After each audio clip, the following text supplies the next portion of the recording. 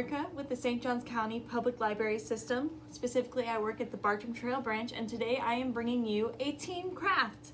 So if you picked up a kit from the library, from your local library, this is the kit that you would picked up. This is what we're doing today, and what it includes is 2 pieces of green triangular felt, some red thread, a needle, and some stuffing.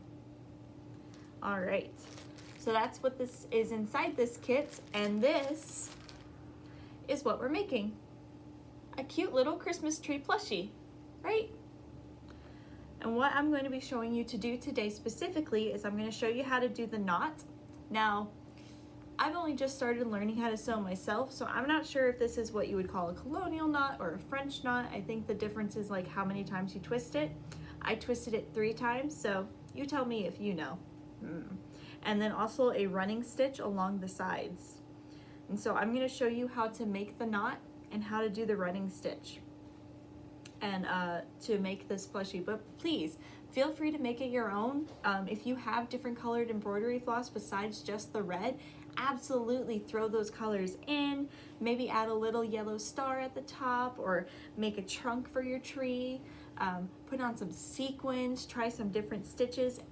Please make this craft your own, and maybe like post a picture on Instagram and tag us in it, because I would love to see your work. All right guys, so if you've got your needles threaded, and trust me, it's going to take some patience to do so, but I believe in you, then I'm going to show you how to make the knots. So we're not going to use any embroidery hoops or anything. We're doing freehand. So you're going to take your needle in your dominant hand and just stick it up through the whatever you determine the top piece of your plushie to be. And it takes some persistence because the weave of this felt is very tight. So while the needle is very sharp and pokes through with no problem, it gets stuck at the end. What I found really helps is either pull the needle along your finger as much as you can and then press your thumb hard against where your knuckle bone is, and that should give you enough ability to do that. Or if that's not working, if you take a sturdy piece of fabric, I was using my skirt for this earlier because it's made out of like a almost canvasy type material. That can help you get enough grip on the needle as well to really pull it through. It's supposed to be, I can pull my thread all the way through. All right. And then this is how you make the knot. So you're going to take your needle, you're going to put it as close to the edge of the base as you can manage. Kind of hold it there with your pointer finger if you can, just so you can keep it on. And you're going to wrap it 1, 2, and I find that wrapping it 3 times gives a nice good size knot. And then you're going to kind of hold it in place and slip your needle down. I'm trying to do this. And then poke it back through the felt. All right, then you're gonna pull it through, and it's gonna take some effort again because of the tight weave. So just like I showed you. All right, so once you pull it through, just pull the thread all the way through, make sure you're not making any knots, and then bada bing. There is our first knot. You can see it. And it looks very nice, and that's supposed to be like one of the ornaments on our tree. And I'm going to show you how to do it again, okay? So we're going to put the needle back through. Again, really persistent. There we go. And make sure you keep your thread kind of straight so you're not making any knots in the back there. And pull it through, but don't pull too tight, because if you pull too tight, this is what's going to happen. Watch. Boop. So make sure you just leave it sort of loose. And here I'll show you what it looks like on this side.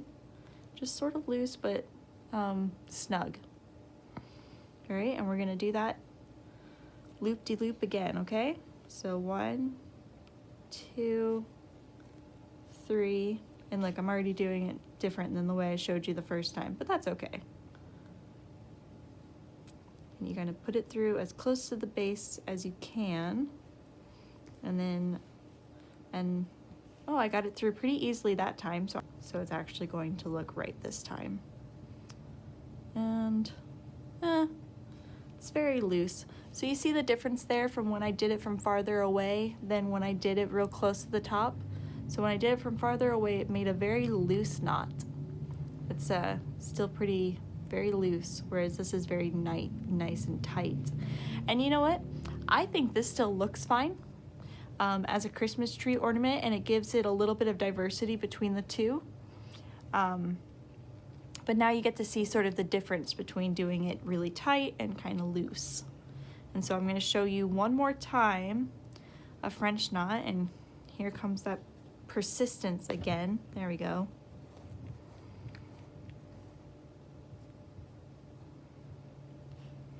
And then, so I'm going to do it tight this time.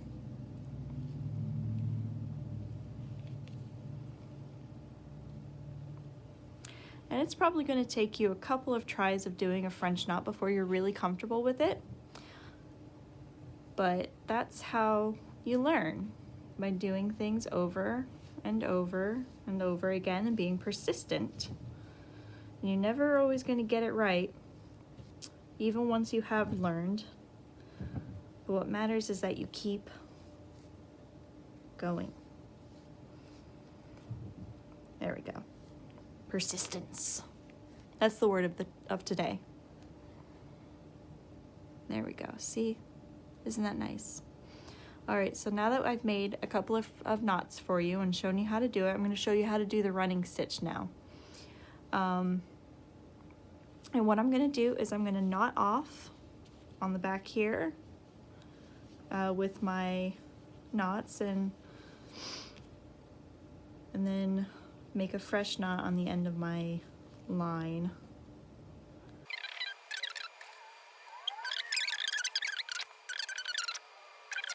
So now that we've got a fresh line, you're going to take your 2 pieces of felt and you're going to put them together, and you're going to line up the corners and the edges as best as you can.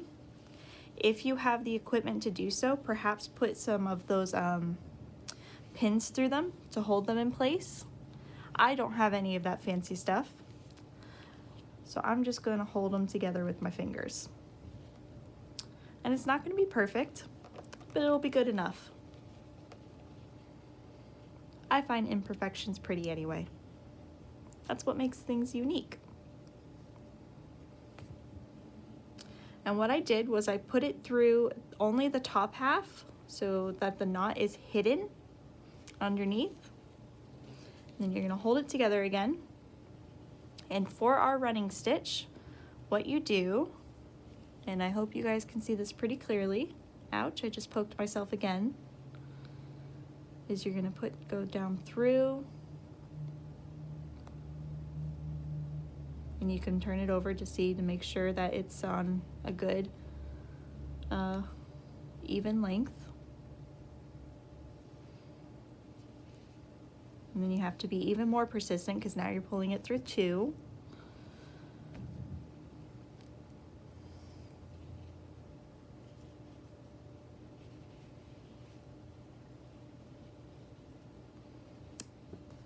There we go.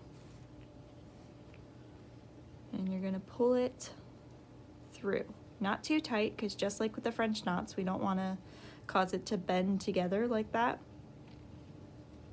But we want it to be at least snug enough, because this is what's going to hold the stuffing inside and the edges together. And then you just go back through again on the top, and you can keep your stitches like the same size on both sides. I know that's what's considered perfect, to have your stitches nice and even and the same size, but hey, you know, we're not computers here, we're humans, and we can do whatever we want. Persistence. And again, you're going to point it back down. Do try and keep your stitches at least somewhat the same size, but you don't have to have it absolutely perfect. What might help you is if you take a ruler and a piece of pencil before you start doing this, and then you can mark small segments in the felt to kind of just help you figure out the distance. And you don't want to go too close to the edge there, because then that could just pull right through there if it's you want to have it at least a little bit out or in. There we go. Persistence. And I'm going to try and speed this up a little bit.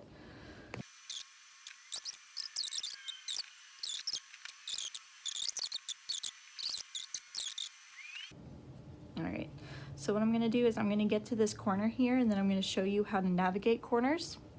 And then I'm actually gonna switch to a piece that I already have mostly finished that just needs to be stuffed. And when I get there, I can show you an example of a couple other stitches you can do for your edge, if you'd like, instead of a running stitch. I'm not gonna show you how to do them, because there's a reason I chose the running stitch, but I'll show you just basically what they look like.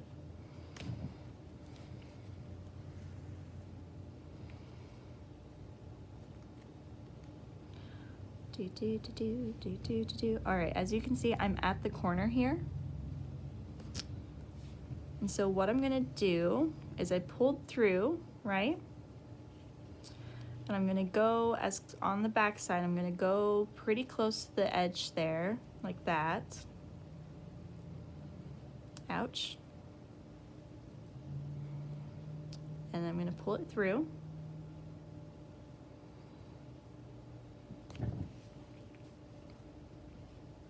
There we go. And then just sort of turn it in and keep going. Just like that. Nice and easy. And that's why I chose the running stitch, because it's nice and easy, even with this felt. There we go. All right, so I've shown you how to do that. That is your running stitch. Mine's not perfect. Yours doesn't need to be perfect. All it needs to do is hold the edge together. And as you can see, it's doing that. All right, so I'm going to set this aside.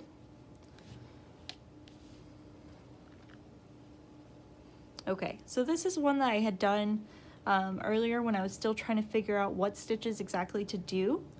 And as you can see, I still left it open. So I was figuring out, you know, did I want to do a running stitch? Did I want to do a back stitch? That's what this is here, it's a back stitch. Or did I want to do a blanket stitch? And so these are some examples of other stitches you can do besides the running stitch if you'd like. Now the back stitch is definitely going to hold your the edges of your, and the blanket stitch for that matter, in there. It's gonna hold the edges together and the stuffing in there real tight. It's very secure, but it does take a little bit more time and more thread than the running stitch does.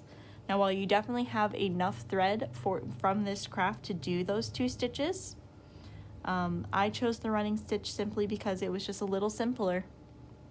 And also, I kind of like how it looks a little bit more, you know, you see? The running stitch all around a finished tree. Just sort of imagine if that was just a completed border instead, or the blanket stitch even. I kind of just liked how this looked more. But maybe you think this looks better. I don't know. So I'm not going to show you how to do that. You could Google that. But yeah, those are some examples. So when you get all the way around with your stitch, whichever stitch you choose, you're going to leave some open. Now you can leave a bigger gap than this open. This is just how much I had left open here, and you're going to take your stuffing and you're just going to stuff it in.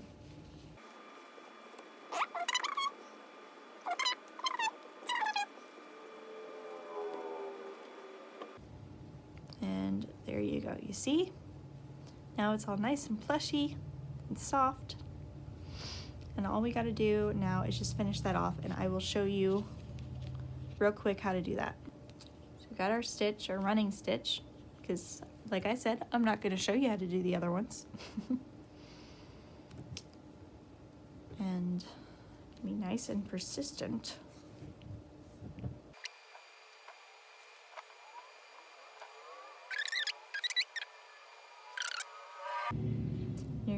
it through up to the top. And you're just gonna go through the bottom. You're gonna pull it up and make your knot.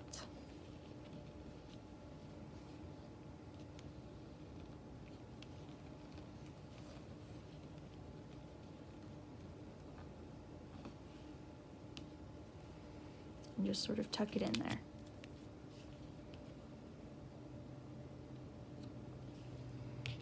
And there you go.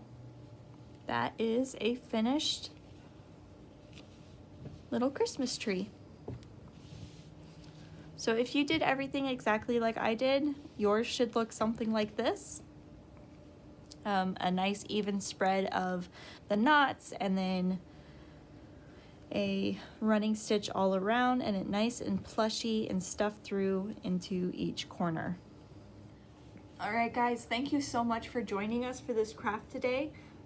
I hope you had a lot of fun, and I hope you enjoy your little plushies. And like I said, please post pictures of your creations on Instagram and tag us. Anyway, thanks again for joining us. Have a wonderful day.